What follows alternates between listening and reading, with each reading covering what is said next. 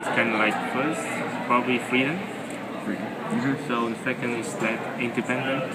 So it's kind of like maybe independent is not the right word. It's kind of like because I'm from China, but in China we more consider family value. Mm-hmm. Kind of like so it seems like people like more think themselves, but which is not a bad thing. So it's kind of like just different. I think of the media a lot and like entertainment business, obviously, because I think that sort of media kind of runs like public perspective.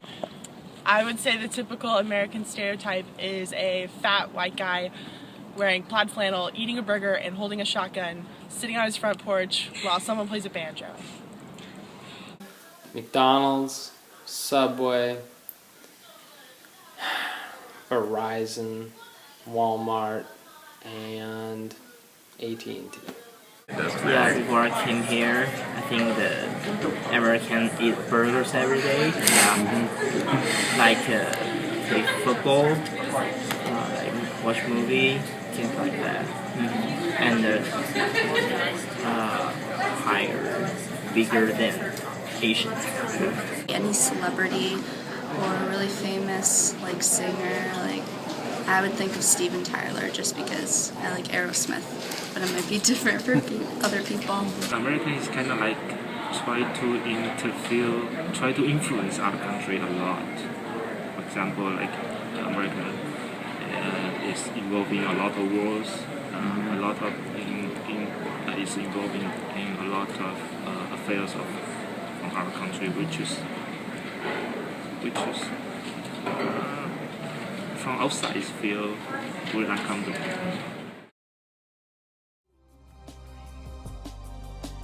To study the globalization of American pop culture through a process of triangulation, we collected both qualitative and quantitative data to answer our 3 research questions. First, a physical survey and open-ended questionnaire that consisted of 5 basic questions about American pop cultural influence and 2 pictures, asking the participants to identify objects inside those photos. Next was a series of interviews done of Americans and non-Americans, further exploring our topic on a more personal level. Finally, an electronic version of the survey was distributed via SurveyMonkey. The findings of the survey are in 3 parts, in order to seek out rich, in-depth descriptions as well as survey data to gain a deeper, more holistic understanding of our topic. First are the minor questions. These questions were asked to gauge the general pop cultural and historical knowledge and to also determine the opinions of our surveyors, and they elicited interesting results. These results contain data from interviews and 1 survey, distributed physically and electronically. 60% identified with the female gender role and 40% with the male gender role. 65 out of the 90 participants were born in America and were predominantly white, while 25 of the participants were born outside of the US and are of mixed, self-identified ethnicities. When asked the question, would you want to live in the United States, why or why not, 58% said yes, 27% said no, and 15% were unsure. When asked to identify the representation of the stars and stripes of the American flag, 90% could identify both, and 10% couldn't identify either the stars or stripes or either. Finally, when asked to identify the words rapper, Google, Jersey Shore, or Twinkie, Jersey Shore was the only word that was identified 100% of the time. The next results are based on a more detailed question. This pie graph shows the responses of physical surveyors and interviewers when asked the question, what are the top 5 most exported pop culture elements from the United States? 93% of the 55 respondents of the physical survey and those who were interviewed were born in the US and of a predominantly white, self-described ethnicity. This survey also featured McDonald's, Lady Gaga, and Tom Cruise as answer examples. The top 5 results are food, music, movies, companies, and celebrities, while more intellectual or important exports such as books, politics, and industry rounded out at the bottom. This pie graph shows the responses of electronic surveyors when asked the exact same question, only without examples like the physical survey.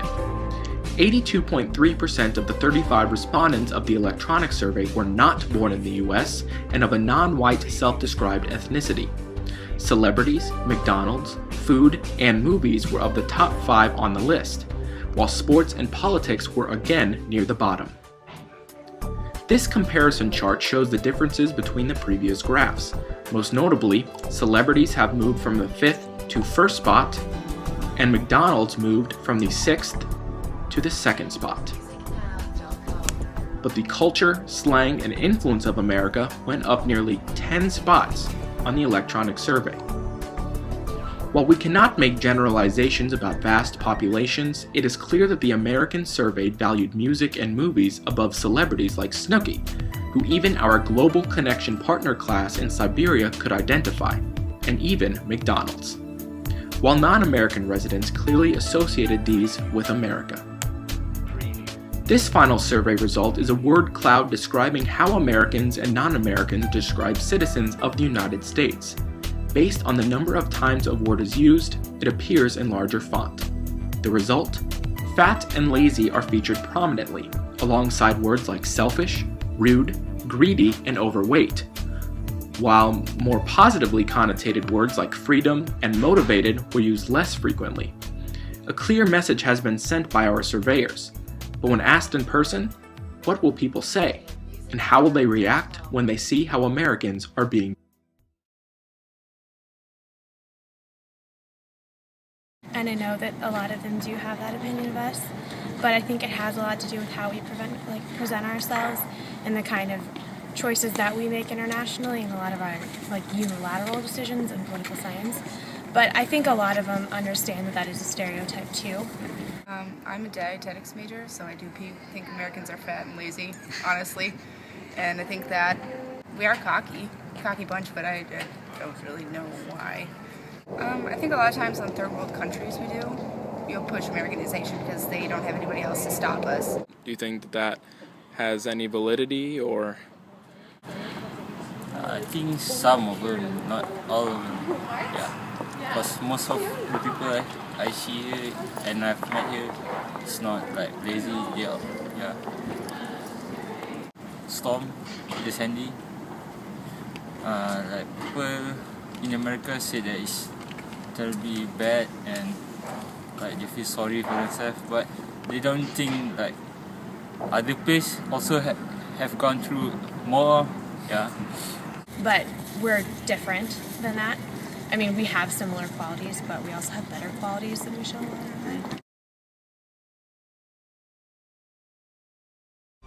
For our conclusion, we will present 3 distinct scholastic interpretations of pop culture, all of which have been adapted from the textbook Intercultural Communications in Context.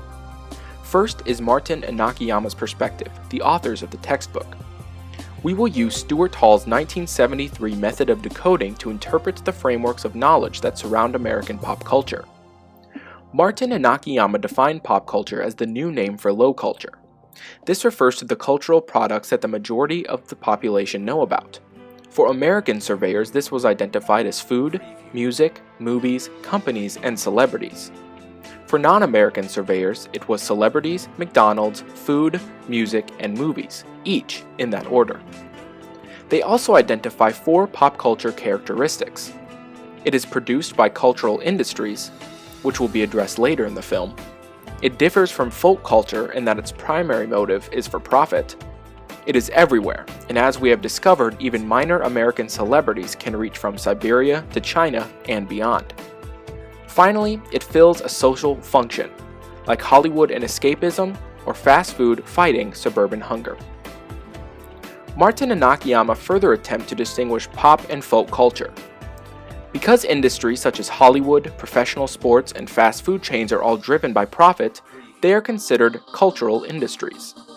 Furthermore, these industries produce cultural text, popular culture messages, whether television shows, movies, advertisements, or other widely disseminated messages.